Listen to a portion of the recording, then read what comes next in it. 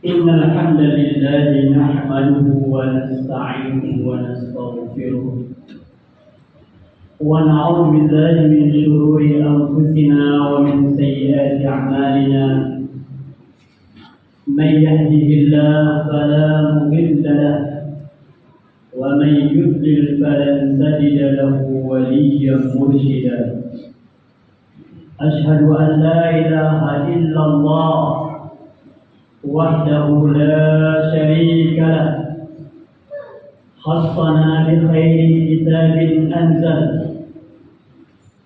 وأكرمنا بخير نبي أرسل وأتم علينا النعمة بهذا الدين الشرع وأشهد أن محمدا عبده ورسوله الذي بلغ الرسالة وأدى الأمانة ونصح للأمة وتركها على محجة البيضاء ليلها كنهارها اللهم صل وسلم وبارك على نبينا محمد وعلى آله وأصحابه ومن تبعهم بإحسان إلى يوم الدين أما بعد فيا عباد الله أوصيكم ونفسي بتقوى الله لعلكم ترحمون وقال الله تعالى أعوذ بالله من الشيطان الرجيم يا أيها الذين آمنوا اتقوا الله حق تقاته ولا تموتن إلا وأنتم مسلمون. Hadirin jamaah sholat Jumat yang dirahmati Allah, senantiasa kita bersyukur kepada Allah Subhanahu wa Ta'ala, Allah yang telah memberikan kepada kita rahmat, nikmat dan karunia yang luar biasa, yang tidak terhingga, yang tak bisa kita hitung. Walaupun kita belum menjadi hambanya yang terbaik, tapi nikmat itu tidak pernah putus. Walau terkadang kita masih melakukan berbagai pelanggaran, berbagai kemaksiatan, bahkan kita masih menjadi orang-orang yang jarang bersyukur kepada Allah Subhanahu wa Ta'ala. Salah satu nikmat yang Allah berikan kepada kita, kepada bangsa ini, kepada bangsa Indonesia, adalah nikmat kemerdekaan. Kemarin 17 Agustus 2023 genap bangsa ini menikmati kemerdekaannya selama 78 tahun sejak dideklarasikan kemerdekaan pada tanggal 17 Agustus 1945. Dengan menjadi bangsa yang merdeka, bangsa yang berdaulat, negara yang berdaulat, negara yang memiliki hak atas tanah air dan bangsanya, kita menjadi tuan untuk tanah air ini. Maka ini merupakan satu nikmat yang luar biasa. Berkat perjuangan para ulama, para pejuang, para pemuda yang mengorbankan segala yang dimiliki, termasuk mengorbankan diri mereka, nyawa mereka menjadi syuhada. Mereka dengan semangat meneriakkan kalimat takbir Allahu Akbar dalam waktu yang sama jika mereka meneriakkan kemerdekaan. Maka ini adalah hal yang luar biasa yang dinikmati oleh umat ini, oleh bangsa ini. Maka tanggal 17 Agustus 1945 merupakan babak baru bagi bangsa Indonesia. Kita keluar dari penjajahan. Maka hadirin yang dirahmati Allah, 78 tahun bangsa ini telah meraih kemerdekaan.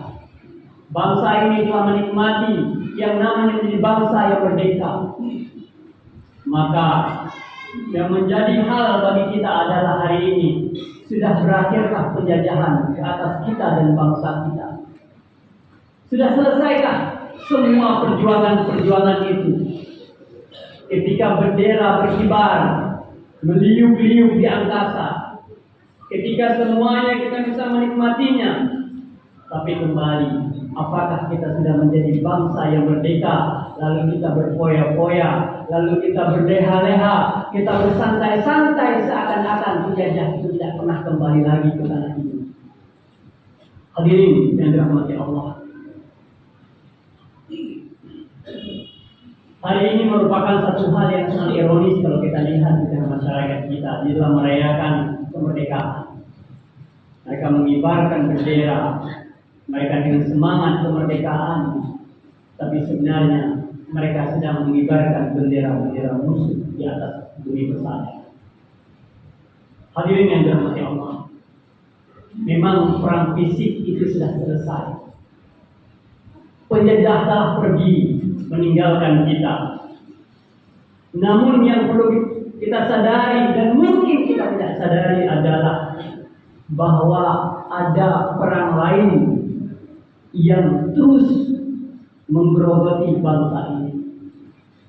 Bukan dalam bentuk perang fisik, bukan perang konvensional, perang senjata, tapi ada perang yang lebih dahsyat daripada itu, lebih dahsyat daripada perang senjata, yaitu dengan perang Ghazwul Fikri.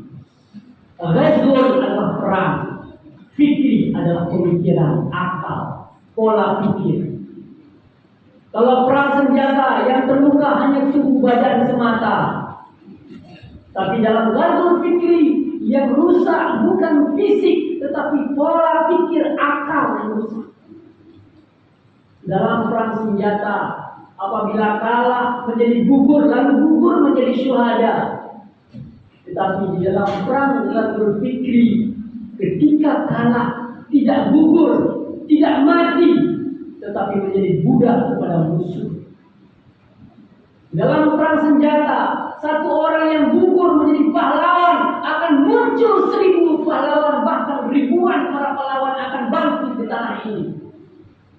Tetapi dalam perang Ghazwul Fikri, satu orang yang terkorban berarti satu generasi akan hancur. Korban Ghazwul Fikri seperti penyakit menular di tengah masyarakat. Satu yang kena, semuanya akan terimbas. Satu orang yang terkena, yang rusak pola pikirnya, habis semuanya. Maka ini yang luar biasa yang sedang kita alami hari ini, dan jangan kita sadari bahwa bangsa ini diserang dengan perang Ghazwul Fikri, perang pola pikir. Kita sadari bahwa kekalahan kaum Salibiyun dalam perang salib, mereka pulang setelah 200 tahun terjadi perang salib, mengorbankan banyak nyawa, dan mereka tidak berpikir untuk melanjutkan perang dengan senjata. Apalagi Louis IX, Raja Prancis, pernah mengatakan, "Idza aradtum an tuhzimul muslimina fala tuqatiluhum bisilahi wahdah." Wahai tentara Salibiyun, jika kamu ingin mengalahkan tentara kaum muslimin, bisilah, la tuqatiluhum bisilahi wahdah. Jangan kamu perangi mereka dengan senjata saja.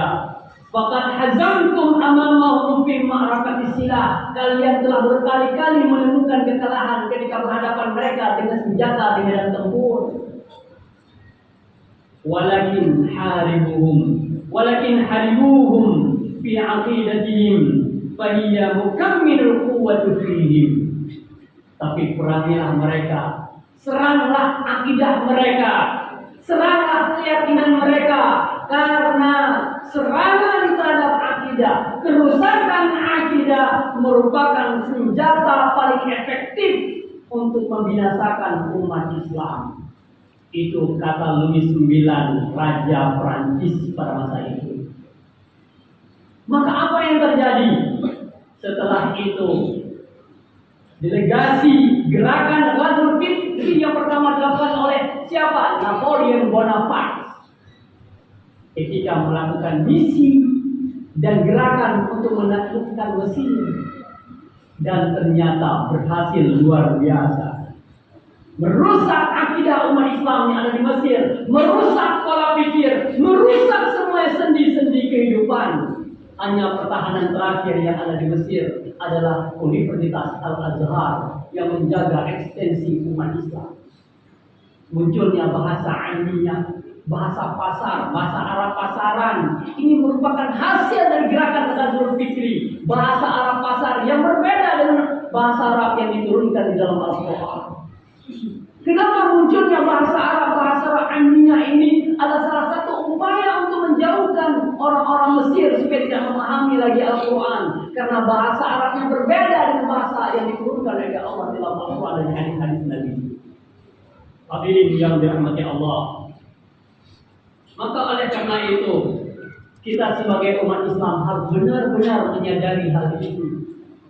Ada serangan-serangan yang terus dilakukan.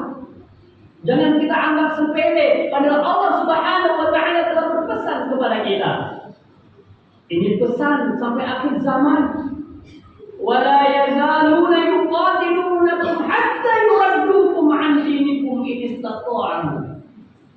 Mereka akan senantiasa akan memerangi kalian.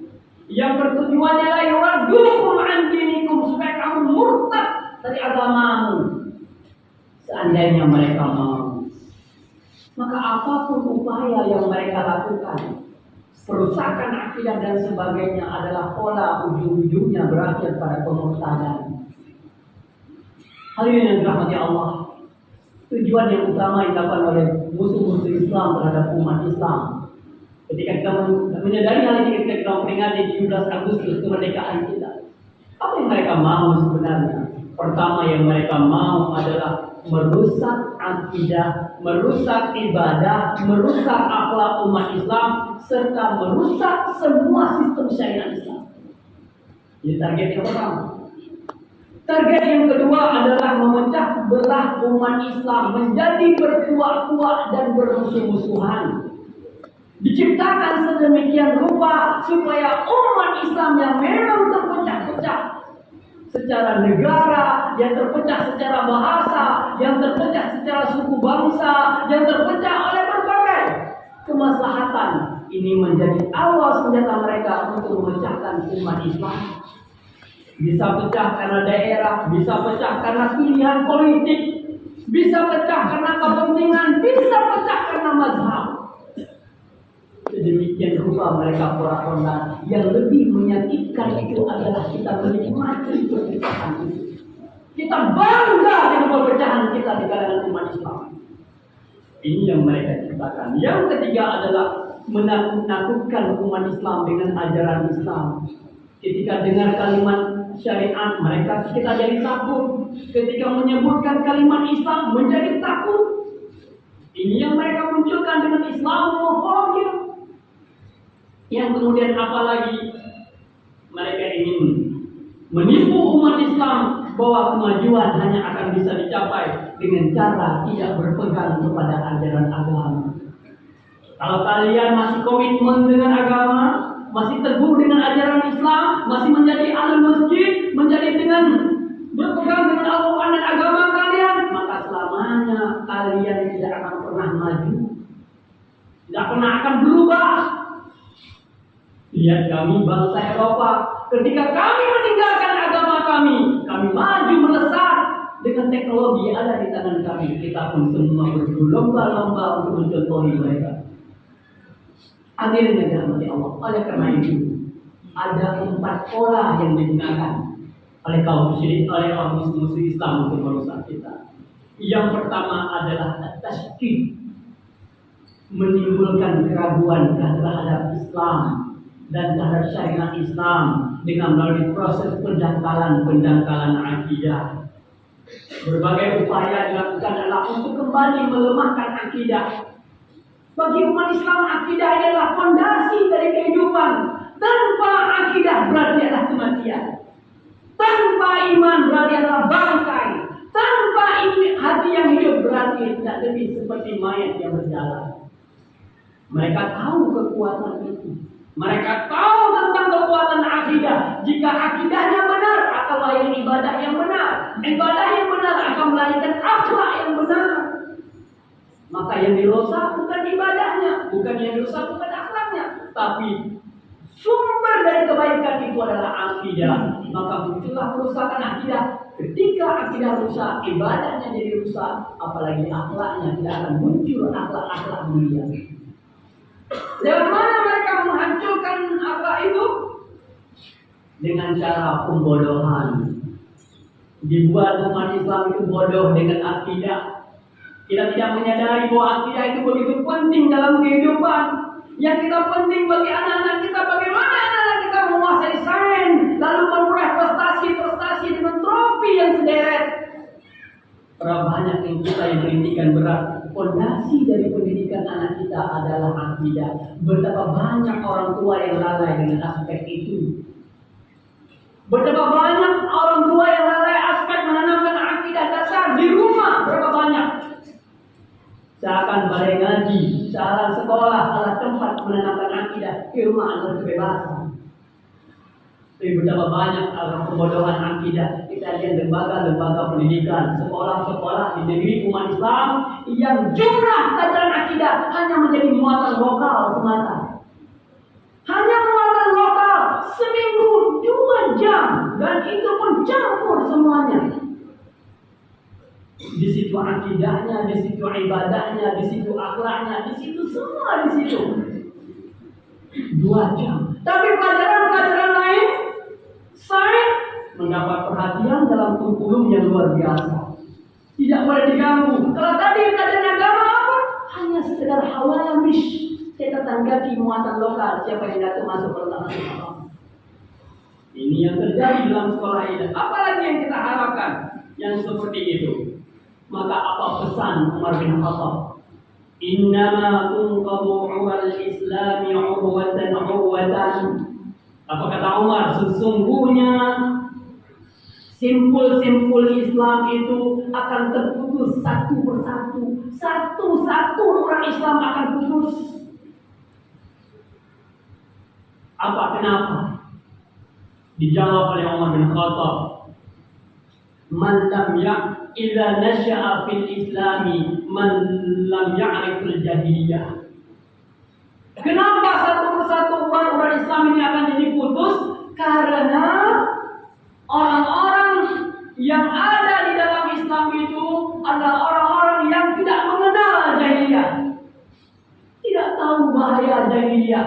Mana batas ketauhidan, mana ruang lingkup jahiliyah. Dia bercampur menjadi satu, maka lama-lama Islam ini hanya tinggal namanya saja, kata Umar bin Khattab. Bagaimana usaha itu? Pembodohan. Akibat pembodohan muncul apa? Muncul sifat fanatik. Dia tidak percaya lagi dengan kebenaran. Sampaikan saja kebenaran, tidak akan mereka dengar. Yang mereka lalui, yang proses dari apa yang mereka dengar selama ini, itulah kebenaran. Apa yang datang dari keluarga mereka, apa yang datang dari nenek moyang mereka, ini adalah tradisi kami, tidak berubah. Inilah kebenaran menurut kami. Lalu apa yang terjadi? Mereka tidak bisa membedakan mana kebatilan, mana hak. Terkadang kebatilan menjadi kebenaran, kebenaran berubah menjadi kebatilan. Ini yang terjadi.